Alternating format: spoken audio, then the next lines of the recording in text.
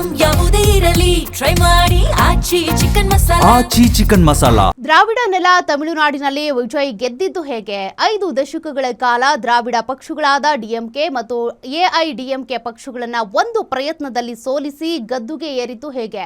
ವಿಜಯ್ ತಮಿಳುನಾಡಿನ ಜನತೆಗೆ ನೀಡಿದ ಭರವಸೆಗಳು ಏನು ಅಂತ ನಾವು ನೋಡೋದಾದ್ರೆ, ತಮಿಳುನಾಡು ಜನರಿಗೆ ವಿಜಯ್ ಕೆಲ ಗ್ಯಾರಂಟಿಗಳನ್ನು ಕೊಟ್ಟಿದ್ದಾರೆ.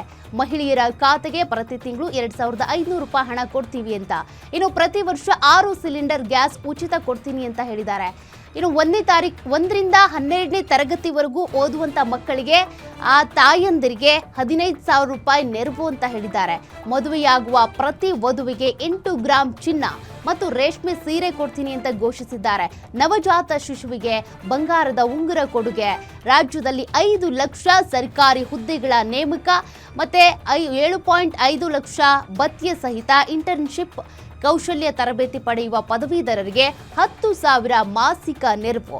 ಹೀಗೆ ಐಟಿಐ ಪದವಿ ಪಡೆದವರಿಗೆ 8,000 ಆರ್ಥಿಕ ಬೆಂಬಲ, ನಿರುದ್ಯೋಗಿ ಪದವೀಧರರಿಗೆ 4,000 ಮಾಸಿಕ ಭತ್ಯೆ, ಗ್ರಾಮ ಮಟ್ಟದಲ್ಲಿ ಅಥವಾ ಗ್ರಾಮೀಣ ಮಟ್ಟದಲ್ಲಿ 18,000 ವೇತನದ 5 ಲಕ್ಷ ಉದ್ಯೋಗ ಸೃಷ್ಟಿ ಮಾಡ್ತೀನಿ ಅಂತ ಹೇಳಿದ್ದಾರೆ. ಪ್ರತಿ ಮನೆಗೆ 200 ಯೂನಿಟ್ ವಿದ್ಯುತ್ ಉಚಿತ ನೀಡುವ ಭರವಸೆ ಇದೆ.